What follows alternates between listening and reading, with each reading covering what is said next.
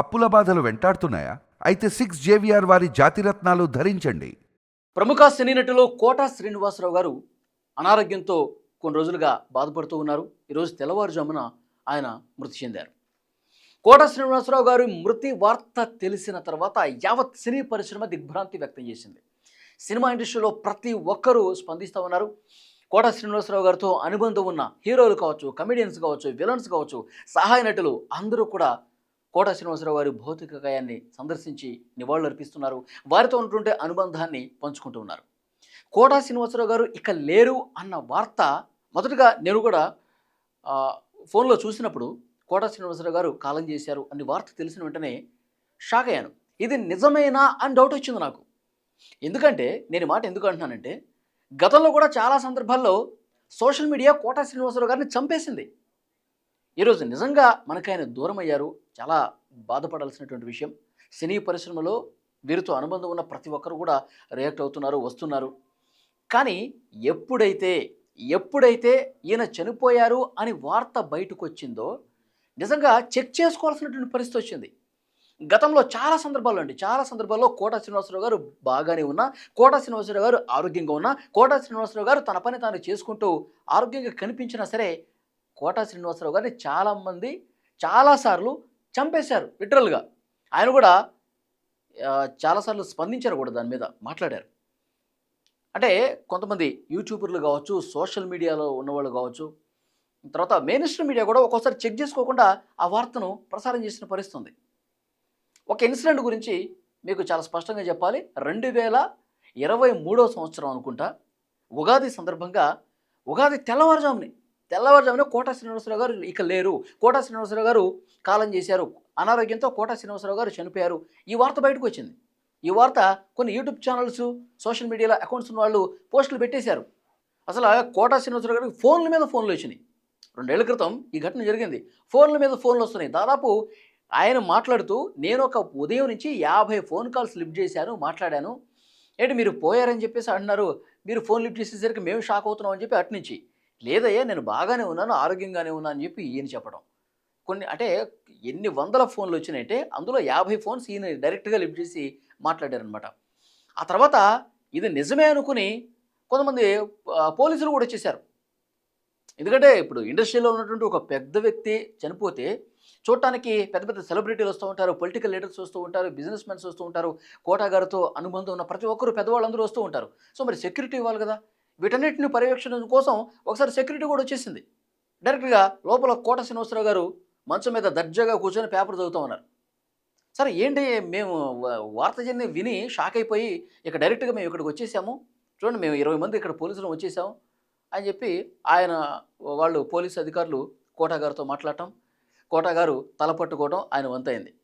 ఆ తర్వాత వెంటనే పోలీసు అధికారుల సూచనతో ఆయన ఒక వీడియో రిలీజ్ చేశారు. ఎందుకు ఇంత దారుణంగా ప్రవర్తిస్తున్నారు సోషల్ మీడియాలో యూట్యూబర్స్ వాళ్ళు వీళ్ళు? ఇంత దారుణంగా మీరు డబ్బు సంపాదించుకోవాలంటే చాలా రకాల మార్గాలు వేరే ఉంటాయండి. కానీ ఒక మనిషి ప్రాణం ఎలా తీసేస్తారు? కనీసం చెక్ చేసుకోకుండా కొంతమంది తెలిసిన వ్యక్తులు కూడా, కొంతమంది మెయిన్ స్ట్రీమ్ మీడియా కూడా బ్రేకింగ్ న్యూస్లు ప్లే చేసినటువంటి పరిస్థితి ఉంది. ఎందుకు ఈ రకమైనటువంటి పద్ధతి? ఇది కరెక్ట్ కాదు. బతికున్న మనిషిని చంపటం కేవలం డబ్బు కోసం ఎలాంటి నీచానికైనా దారుణానికైనా ఒడిగడతారా అంటూ ఆయన చాలా బాధతో, ఎందుకంటే చాలా మానసికంగా ఎంత ఇబ్బంది అండి.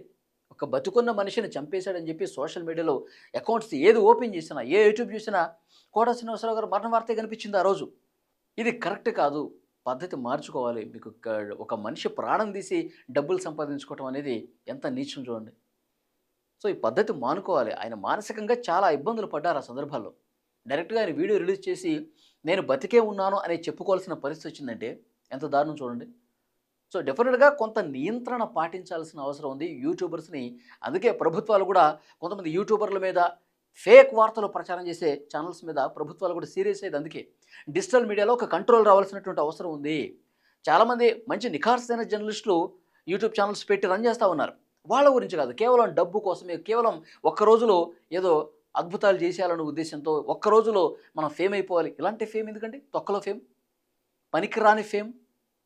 కేవలం అంటే వాళ్ళు కేవలం డబ్బు కోసం ఎంతకైనా నీచానికి దిగజారుతారు అనడానికి కోటా శ్రీనివాసరావు గారి జీవితంలో జరిగినటువంటి ఘటనలే సాక్ష్యంగా ఉన్నాయి. ఆయన చాలా బాధపడ్డారు ఆ రోజు.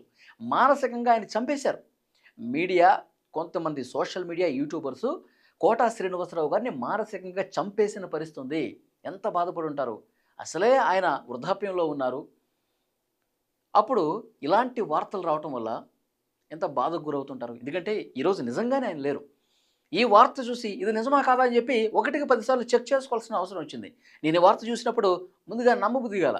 తర్వాత మెయిన్ స్ట్రీమ్ మీడియా, కొంచెం వార్తలు క్వాలిటీతో ఇచ్చేటువంటి మీడియా, కొన్ని ఛానల్స్ ఉంటాయి కదా, కొన్ని పేపర్స్, కొన్ని వెబ్సైట్స్ ఉంటాయి కదా, వాటిని చూసి నిర్ధారించుకోవాల్సినటువంటి పరిస్థితి వచ్చింది ఈ యూట్యూబర్లు చేసినటువంటి పెంటతో.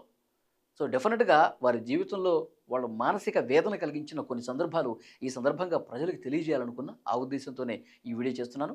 సో కోటా శ్రీనివాసరావు గారు నిజంగానే కాలం చేశారు. అనారోగ్యంతో కన్నుమూశారు. 83 సంవత్సరాలైన 4 దశాబ్దాల సినీ ప్రయాణంలో ఎన్నో ఎన్నో ఎన్నో అద్భుతమైనటువంటి పాత్రలు పోషించారు. ఒక విలనే కాదండి, విలన్ పాత్ర అది కూడా తెలంగాణ యాసలో పోషించాలంటే కోటా గారి తర్వాత ఎవరైనా ఇంకా వేరే ఆప్షన్ లేదు. అలాంటి అద్భుతమైనటువంటి నటనను పండించారు ఆయన. చాలా సినిమాలు ఉన్నాయి. ఆ తర్వాత కామెడీ, మామగారు లాంటి సినిమాల్లో బాబు మోహన్ గారు, కోటా శ్రీనివాసరావు గారి కాంబినేషన్ అంటే పడి చేస్తారు జనాలు. మాటి మాటికి ఆ సినిమాలు, ఆ సీన్లు చూసి చూసి కడుపుబ్బా నవ్వుకున్న సందర్భాలు ఉన్నాయి. ఆ తర్వాత క్యారెక్టర్ ఆర్టిస్ట్గా ఒక బొమ్మరిల్లు, ఆడవారి మాటలకి అర్థాలు వేర్లే, తండ్రి పాత్ర ఎంత ఒదిగిపోయేటటువంటి తత్వం ఉంది ఆయనలో. అద్భుతమైన నటుడు. అంటే ఆ రోజుల్లో ఎస్వి రంగారావు గారు ఎలాంటి పేరు ప్రఖ్యాతులు సంపాదించారో, ఎలాంటి గొప్ప నటుడిగా పేరు సంపాదించారో, మళ్ళీ ఎస్వి రంగారావు గారి తర్వాత తెలుగులో అంతటి గొప్ప నటుడు కోటా శ్రీనివాసరావు గారు. అనేక పాత్రలు ఆయన పోషించారు. ప్రజల మెప్పు పొందారు.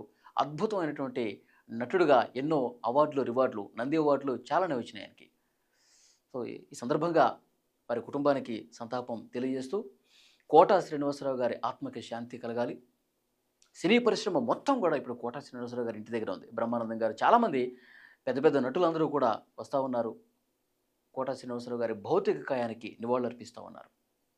ఈయన జీవితంలో ఇలాంటి కొన్ని ఘటనలు ఉన్నాయండి. ఆయన చాలా బాధపడి మానసిక వేదనకు గురి చేసినటువంటి కొన్ని ఉన్నాయి.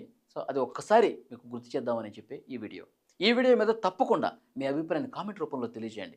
సోషల్ మీడియాలో ఫేక్ ప్రచారం చేసి కోటా గారిని తీవ్ర ఆవేదనకు గురి చేసినటువంటి సందర్భం నేపథ్యంలో మీ కామెంట్ కూడా తెలియజేయండి.